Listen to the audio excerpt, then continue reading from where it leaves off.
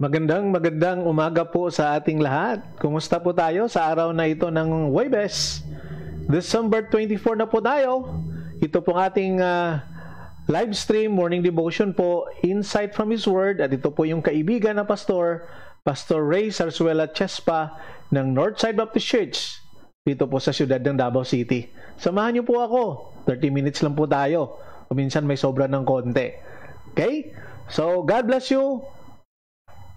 Pakinggan muna natin ang ating pong awit na ito.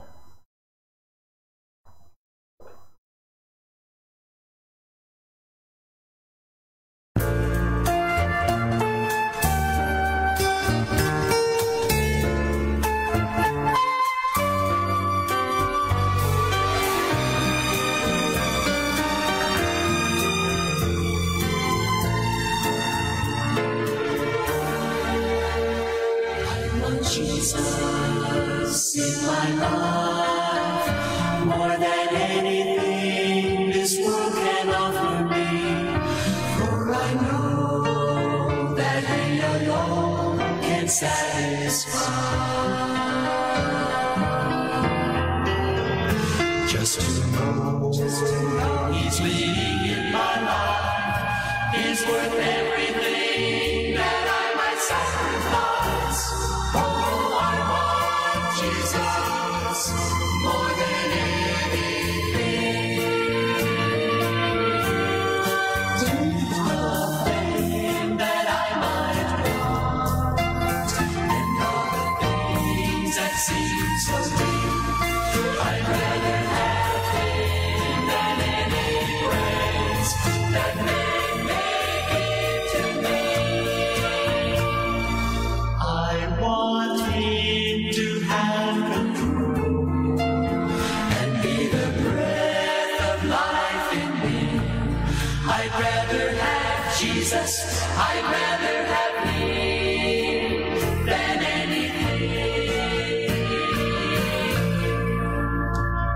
He had power without end.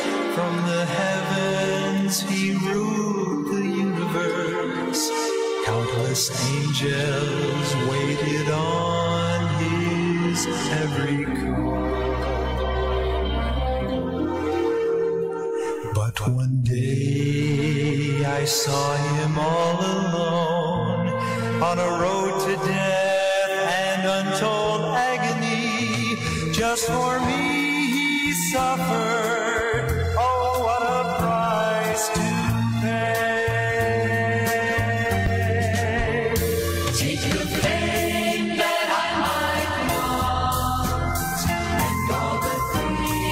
Seems so deep, I'd rather have Him than any praise that men may give to me.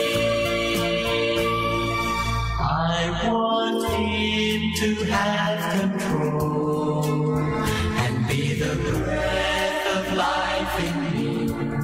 I'd rather have Jesus, I'd rather have Him than anything.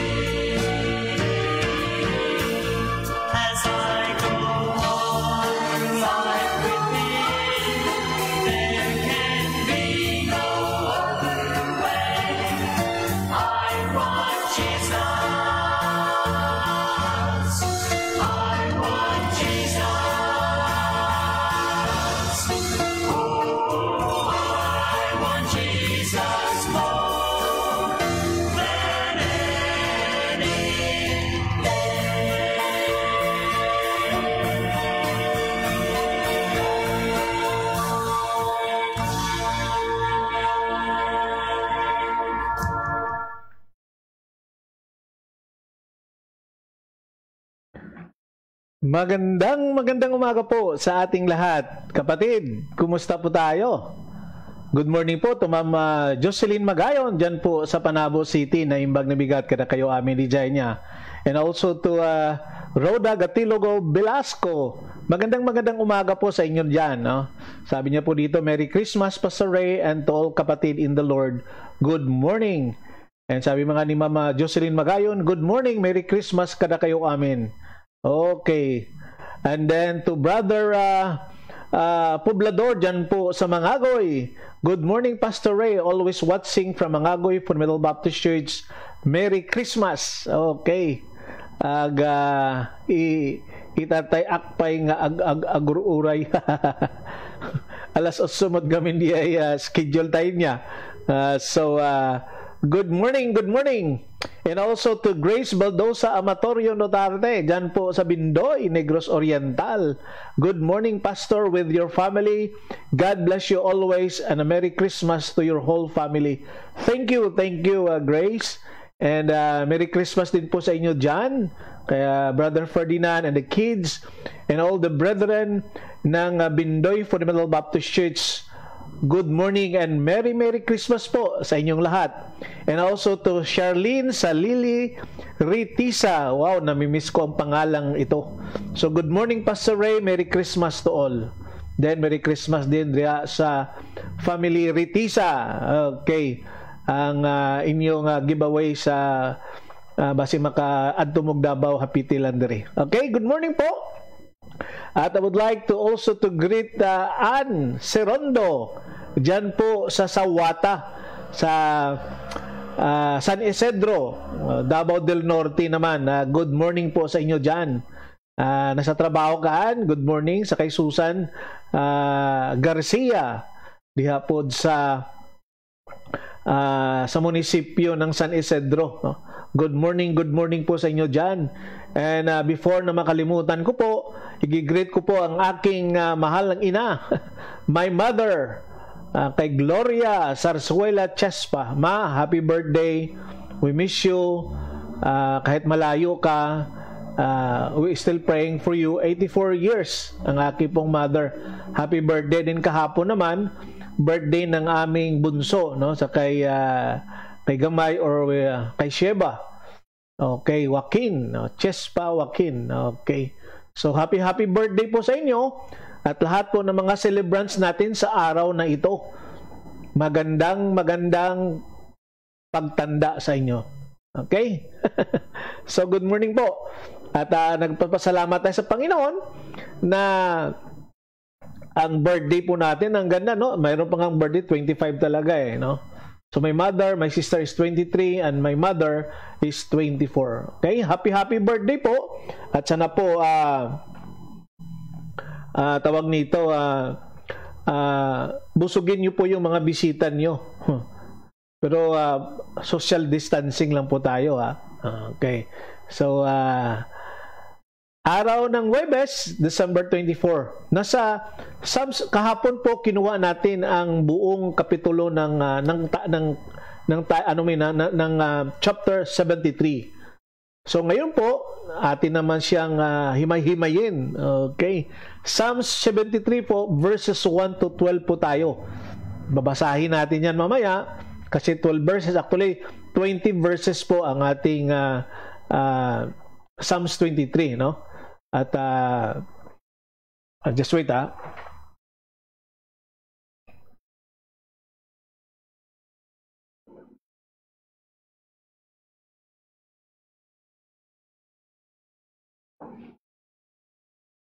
Okay, may tiningnan lang po ako, sorry 28 verses po ang ating Psalm 73.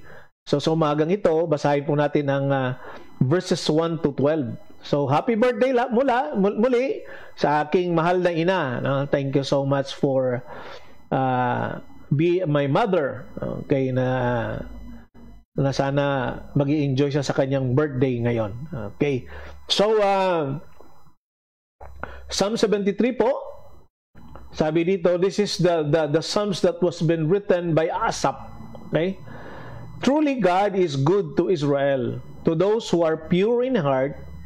But as for me, my feet has almost stumbled, my steps had nearly slipped. For I was envious of the arrogant. Good morning also to my wife, no? To my BMW, dyan po sa bahay namin. Sino pa bang dito nagwa-watch? Okay? Tingnan natin sana makikita ko na nagwa-watch dito. Okay, Pastor Richard Sandonia, good morning din po. Okay. And to all and also to Sister Josephine Biyadnes, dyan po sa Sandakan, Sabah, Malaysia. Good morning sa inyo dira, no? Merry Christmas po sa mga kapatiran po natin dyan sa Sandakan. Okay. So, Lord willing, makabisita po tayo dyan next year kung wala na po si COVID sa ating bansa. Verse 4, for they have no pangs until death. Their bodies are fat and sleek. They are not in trouble as others are. They are not streaking like the rest of mankind. Therefore, pride is their necklace. Violence covers them as garments. Their eyes swell out through fatness. Their hearts overflow with follies. They scoff and speak with malice. Loftily they threaten oppression. They set their mouths against the heavens, and their tongue struts through the earth. Therefore his people turn back to them, and find no fault in them. Verse 11, and they say, how can God know? Is there knowledge in the Most High? Behold, these are the wicked, always at ease. They increase in riches. May the Lord bless the reading of His Word sa umagang ito. So, isang tulog na lang, no? Mamayang tanggabi, talagang Paskong-Pasko na. Okay? At bago na ang may mga bagong kalendaryo na po tayo. At sabi nga na isang joke na hindi naman sa nagmamayabang, pero talagang taon-taon po, bago talaga ang aming kalendaryo. Okay. Hindi yan nagmamayabang ha. Talagang yan ang katotohanan. So, kumusta po tayo? At dyan po sa region ng Davao, no? Mula sa Davao del Sur, magandang umaga po sa inyo at Merry Christmas po sa lahat ng mga kapatiran natin dyan at lahat ng mga nakikinig. At doon din po sa Socsargen area na mararating ng ating boses kasi may mga kaibigan naman tayo doon through sa Facebook. At Davao del Norte, magandang ding umaga po sa inyong lahat dyan. Sa Davao de Oro, magandang umaga. At sa Davao Oriental, magandang umaga din po. At sa Davao Occidental naman. So magandang umaga sa inyo at Merry Christmas sa ating lahat, sa inyong lahat, kung saan ka man sulok ng mundo. Ang mga OFW natin, no, nakakalungkot kasi hindi nga sila makauwi. Ang iba actually, mayroon ng schedule na uuwi for this year, but because of this pandemic, talagang nahinto, or hindi maituloy. So maybe next year. And also to Brother Jason, diha sa Cebu City, sa Cebu karon, Brother Jay. Good morning and Merry Christmas po sa inyong lahat dyan sa Cebu. At ang mga kakilala din natin dyan sa Negros Occidental, sa Western Visayas, sa part ng Negros Occidental saka Oriental, no? Magandang umaga po sa inyo dyan. At sa Panay Island naman at saka sa Guimaras, magandang umaga po sa inyo lahat. At doon po sa Luzon, no, mayroon po tayong mga listeners doon na sa Benguet area. Good morning na imbang nabigat kada kayo Amelie Jane. At saka doon naman po sa part ng La Union, no, sa Bacnotan, sa Sudipan, no. Good morning. At maligayang Pasko po sa inyong lahat diyan, okay? And also to praise God, si Ate Neng Latorelias, halin sa Bacolod City. Ara na siya. Good morning, listening. Merry Christmas to you and family. Bless your morning devotion every day. God bless. Merry Christmas madara sa inyo, Ate Neng. Kumusta ka mo dara sa Bacolod? And ang Ginoo mag-upod sa inyo, no?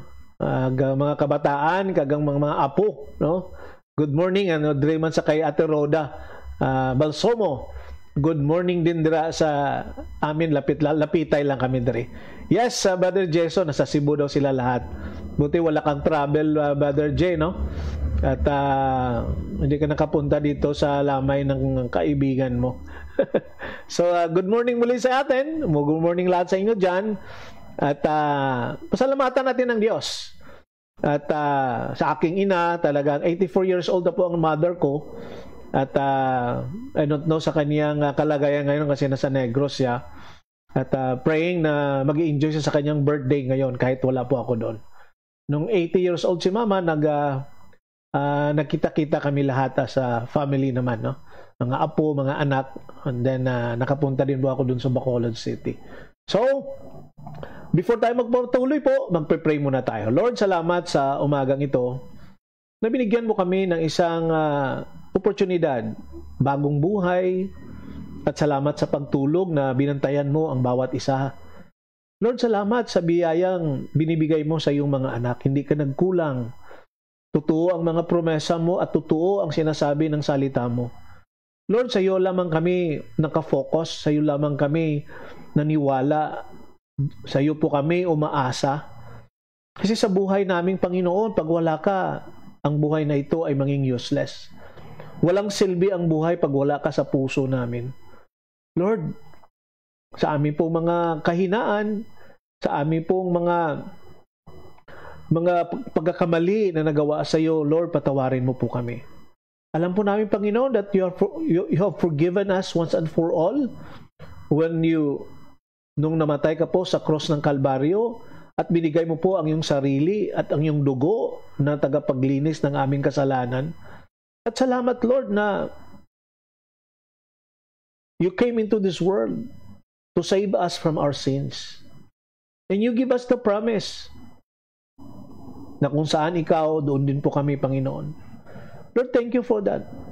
I pray, Lord, for bawat pamilya at bawat nanonood at nakikinig po sa aming programa, sa programa mo itong Insight from His Word. Lord, i-provide mo pangailangan sa Paskong ito. Alam ko, Lord, ang iba na mayroong mga sacrifices financially, mayroong kaulangan. Lord, I know na ikaw lang po ang makapuno nito, ikaw lang po ang maka-provide ng mga pangailangan ng iyong mga anak.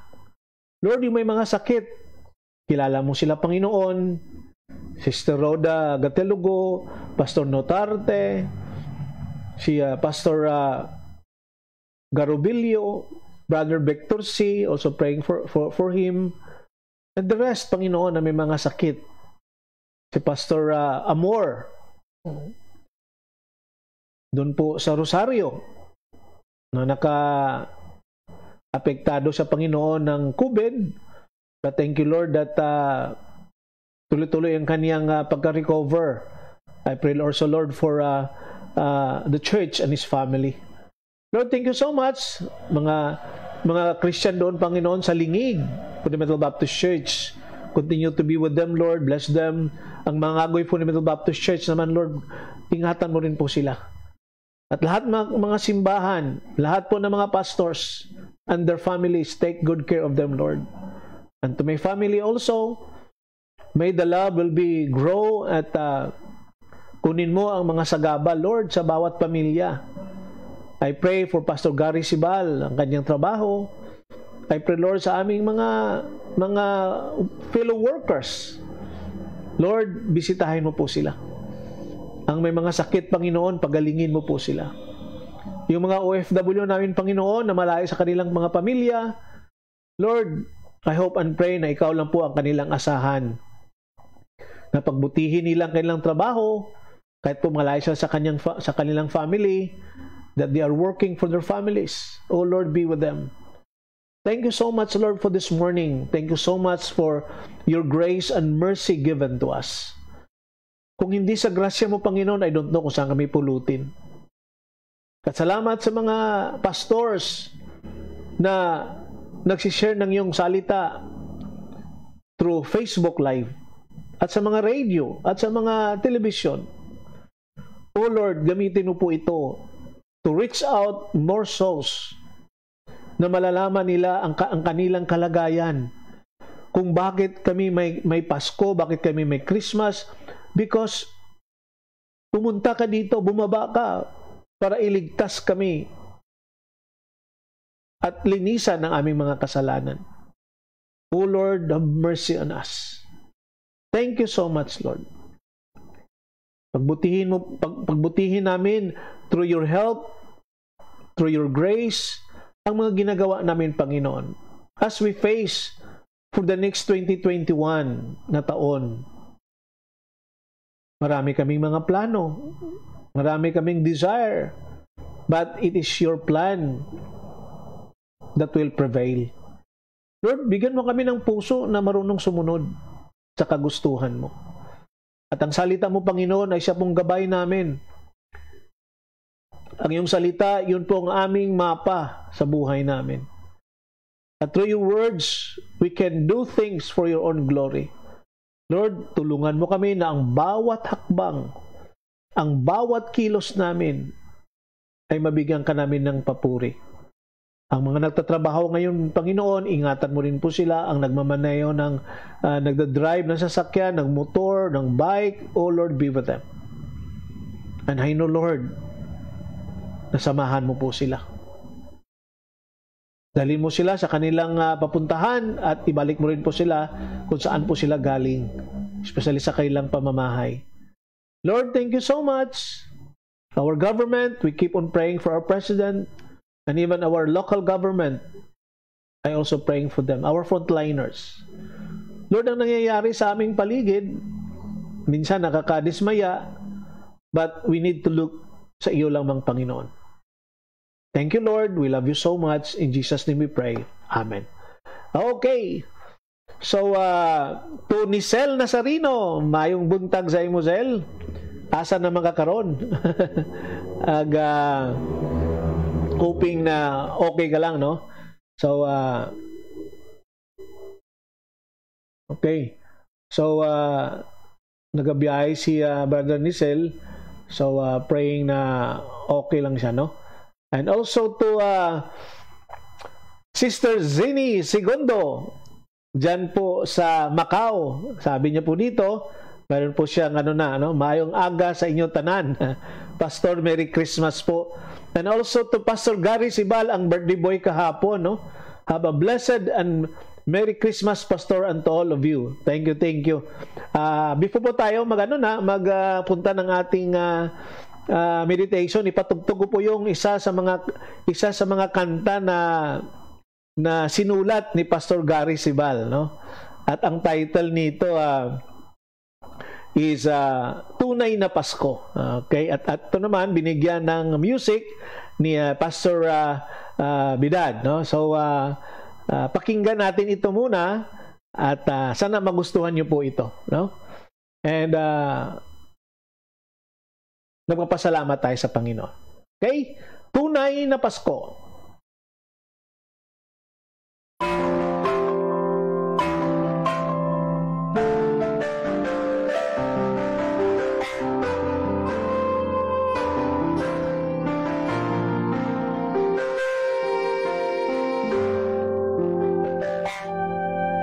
Ano ba ang Pasko kung wala si Kristo? Tamhin ng pag-ibig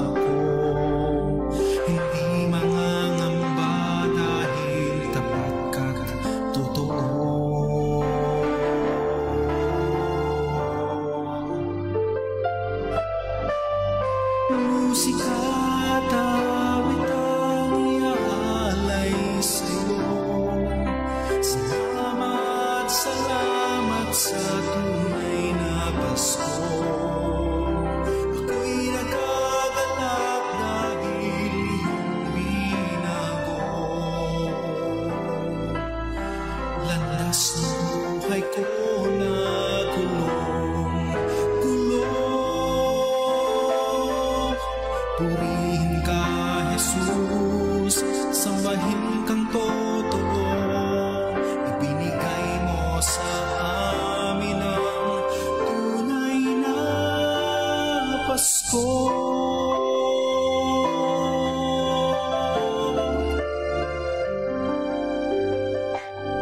Ipinadama sa lahat ang pagmamahal mo.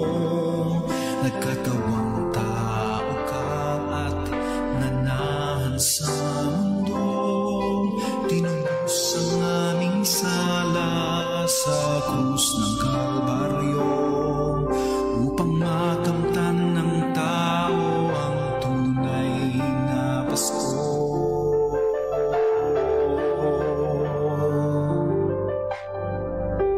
Ginang ng Pasko'y unti-unti mang maglaho, kay bilis mang lumipas ng buhay sa mundo. Wala nang nanaisin pa sa buhay kong ito. Sapat na ang ako'y may tunay na Pasko.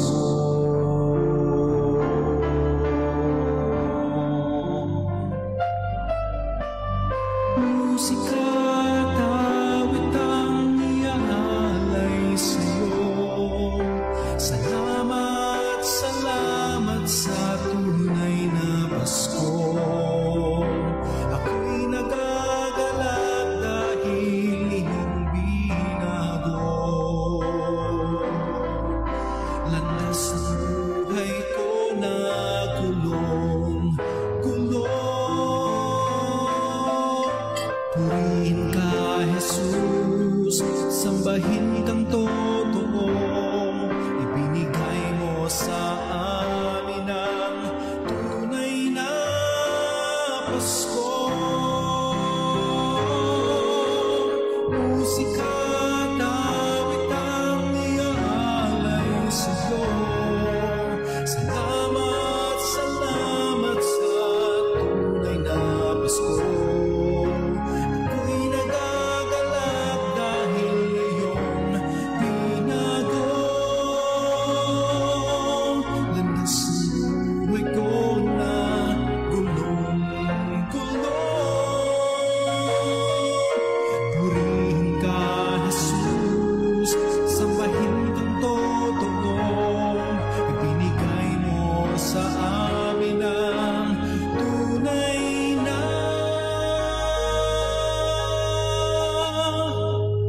Pasko.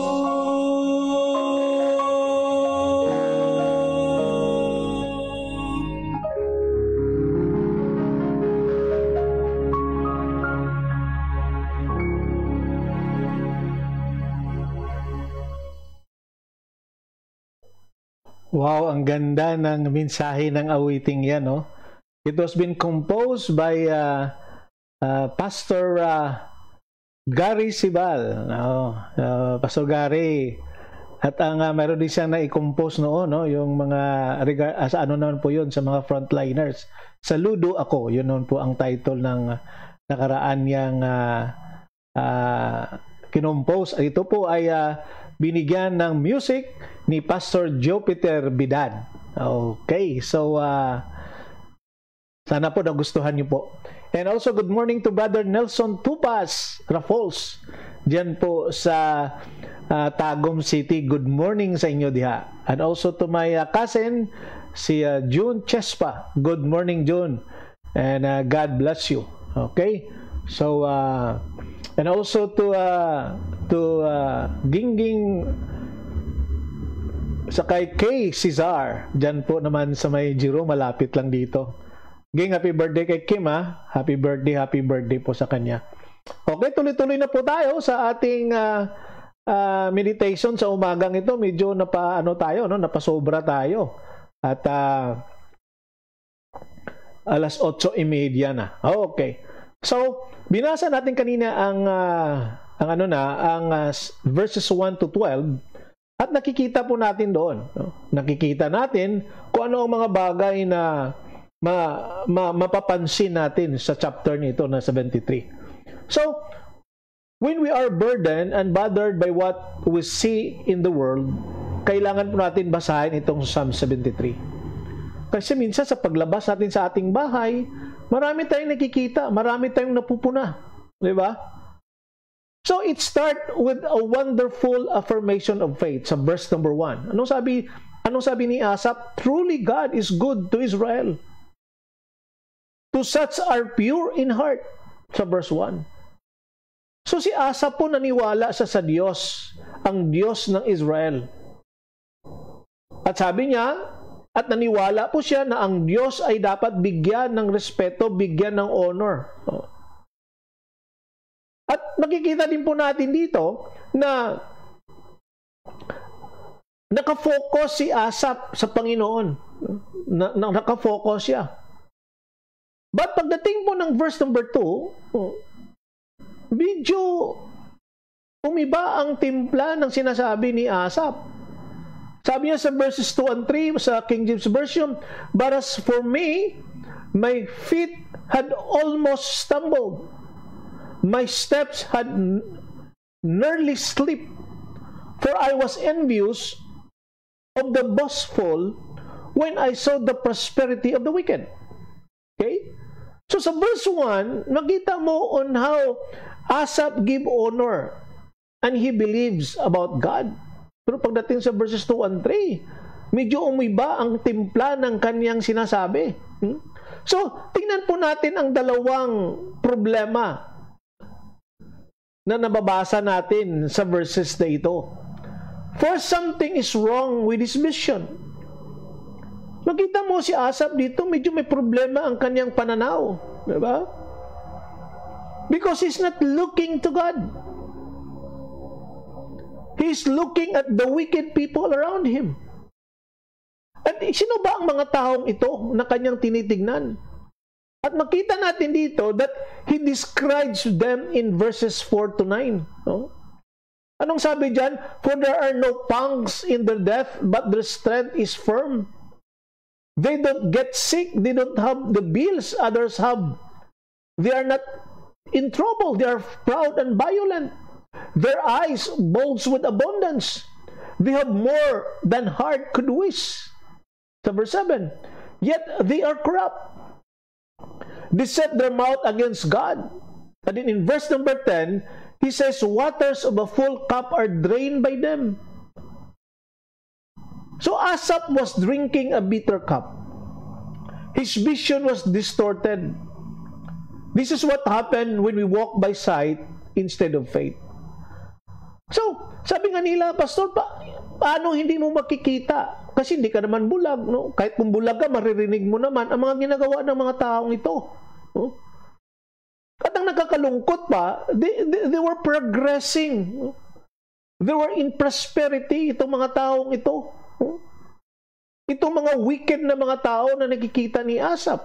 So, as I said before, in verse number 1, nakafocus pa si Asaph sa Diyos. He gave praise sa Panginoon. But pagdating sa sumusunod na mga versikulo starting sa verse number 2, na out of focus siya.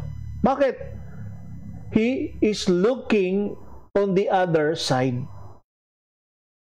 So there's a problem sa kanyang vision. Diba? Asaph was drinking on the bitter cup kasi sabi doon, itong mga masasamang tao, ang kanilang paglagyan ng tubig ay talagang punong-puno, sabi niya. Nalulunod sila sa kanilang kayamanan. So talaga makita mo ang bitterness, no, sa loob ni Asaph. At ang kanyang pananaw ay na-focus na po sa iba at doon na sa mga masasama. Diba tayo minsan ganun din? May mga tanong tayo sa buhay natin, Lord, bakit itong mga masasama, itong mga hindi mo anak? Bakit prospero sila, Panginoon? Mga mayayaman sila. Tingnan mo ang buhay nila, walang kulang sa kanila. At kung ano man ang gusto nila ay talagang makuha nila. Kami, Lord, naghihirap kami. Diba? Diba kami, anak mo naman? Kami talagang nasa sayo. Naniwala po kami sa iyo. ang panampalataya namin nasa sayo. Pero bakit, Lord? Yan. Ito po yung mga drama, ito po mga linya. If our vision or something is wrong with our vision, distorted na, medyo hindi na maganda ang ating mga paningin, ng ating mga ang makikita sa mata, di ba? So, Asaph was a person na talagang believe siya sa Diyos.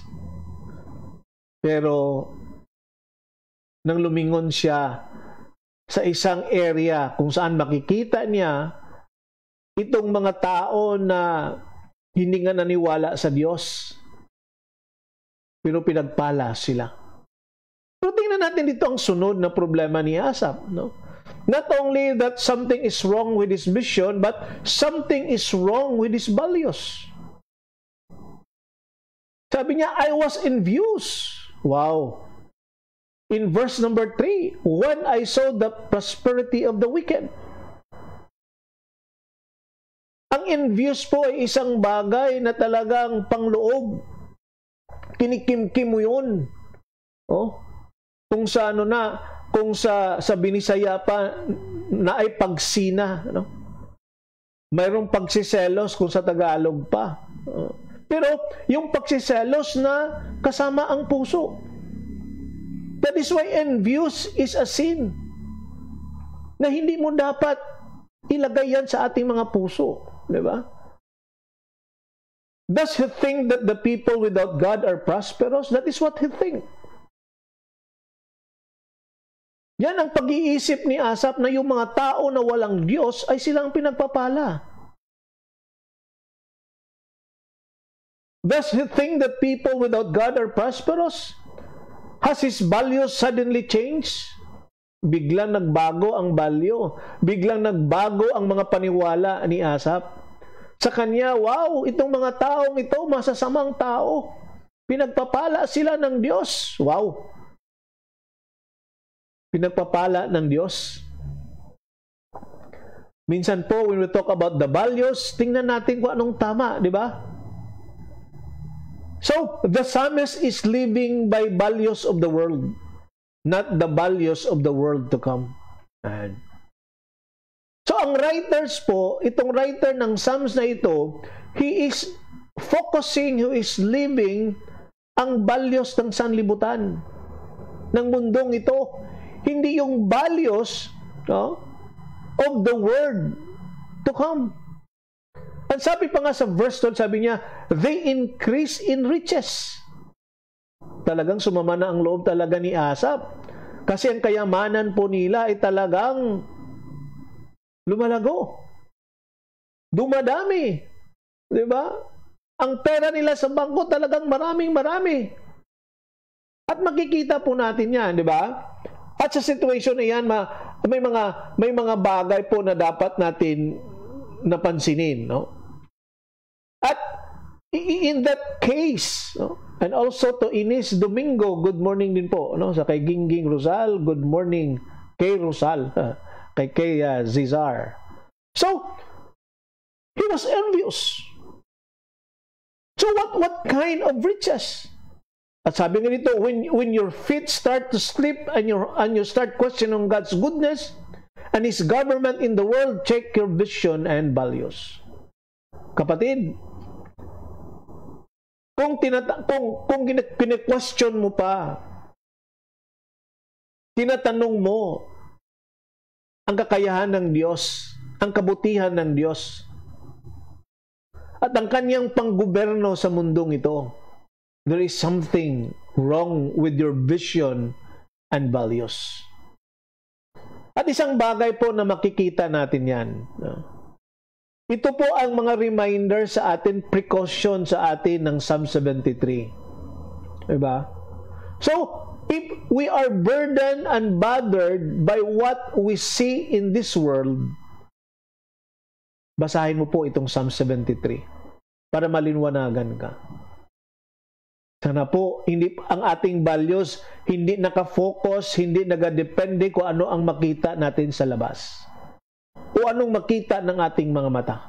Dapat ang values natin po naka-maintain yan sa salita ng Diyos. At dapat po ay nasa loob ito ng ating mga puso. So isang bagay ito na ating makita. So to live the life of faith, you need to understand God's perspective on the world. Dapat tayo mga anak ng Diyos, tayo ang nakaintindi, di ba? Naintindihan natin ang mga bagay ito. Kasi nga tayo ang anak ng Diyos.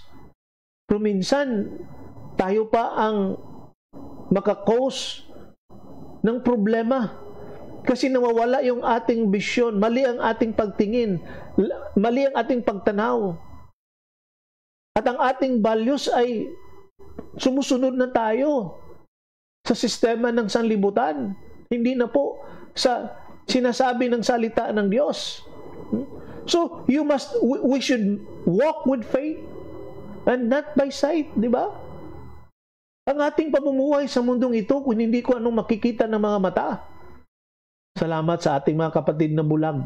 Wala silang makikita. Ang maririnig lang nila at ang kanilang panampalataya sa Diyos. So, we should keep our eyes on the Lord and don't conform to the values of this world. Diba?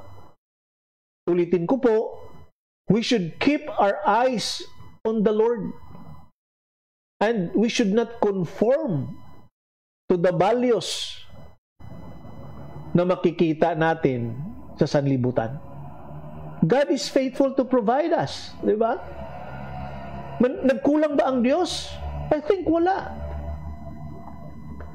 Seek first the kingdom of God and His righteousness, and all those things shall be added unto you as well. Di ba? Yung promesa riyan ng Diyos, hindi pa yan pumalya. Hindi pa yan pumalpak. Pero wag ka lang po mag-focus doon sa sinasabi na and all those things shall be added. Kasi may pansimula po yan na sinasabi dyan. Hanapin mo ang Diyos. At sa paghanap mo sa Diyos, dapat kasama ang puso mo. Kasama ang iyong panampalataya. At kung magawa po natin yan, kapatid, wow.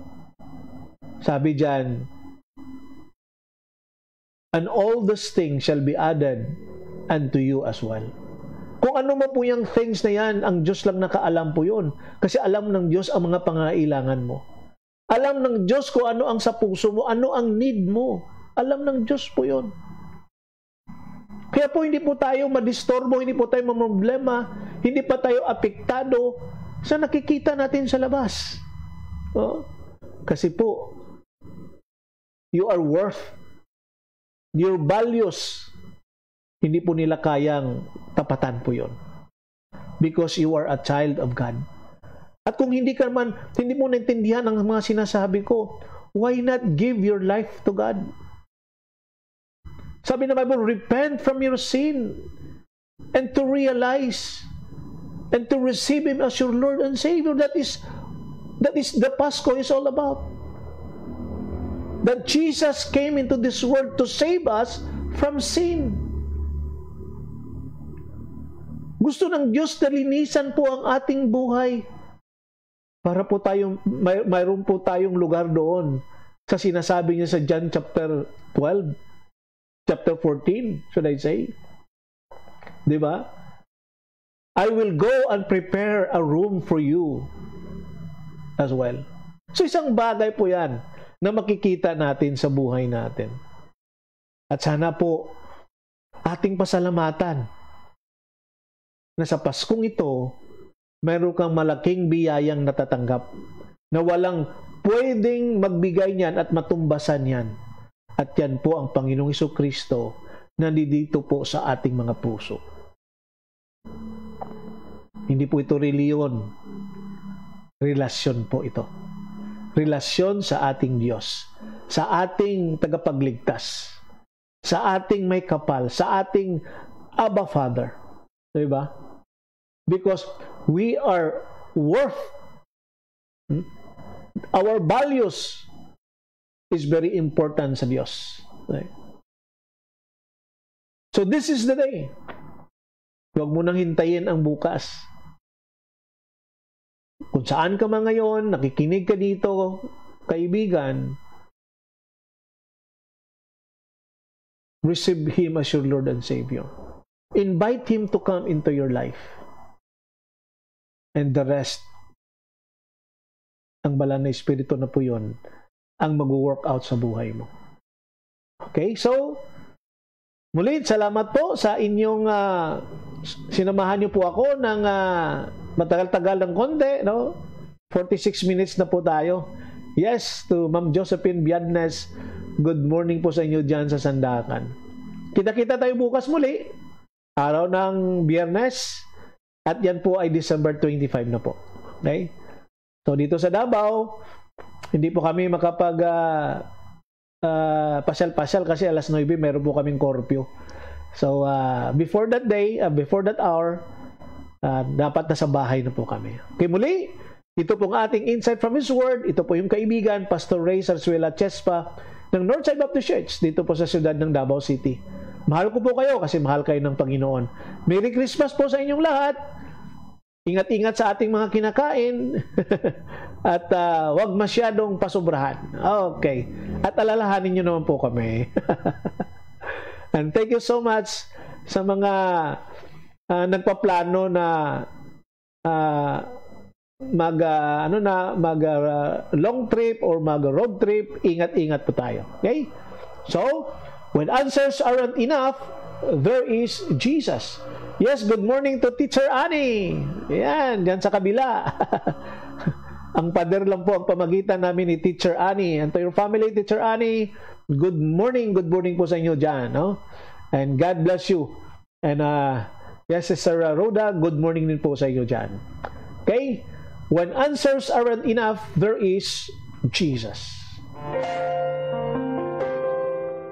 Muli po, magandang umaga at maligayang Pasko sa inyong lahat. Good morning.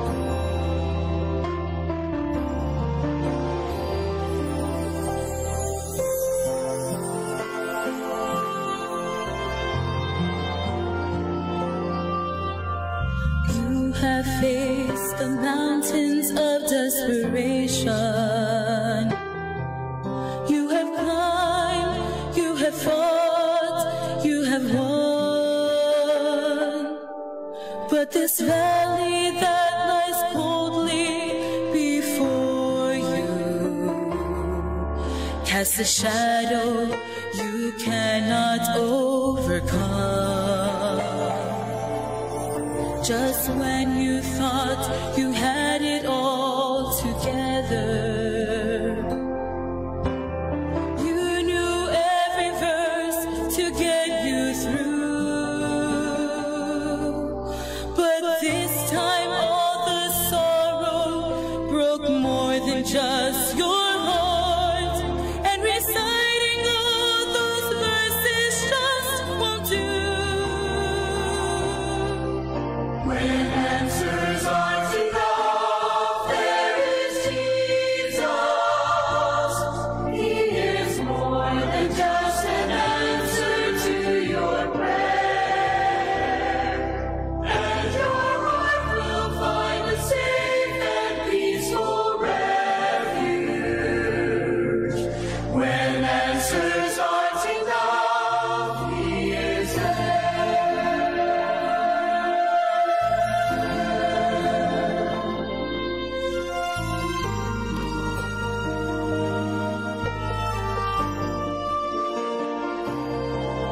Instead of asking why did it happen, think of where it can lead you from here. And as your pain is slowly easing, you can find a greater reason to live your life triumphant through the tears. When answers aren't enough, there is Jesus. He is more than just an answer to your prayer,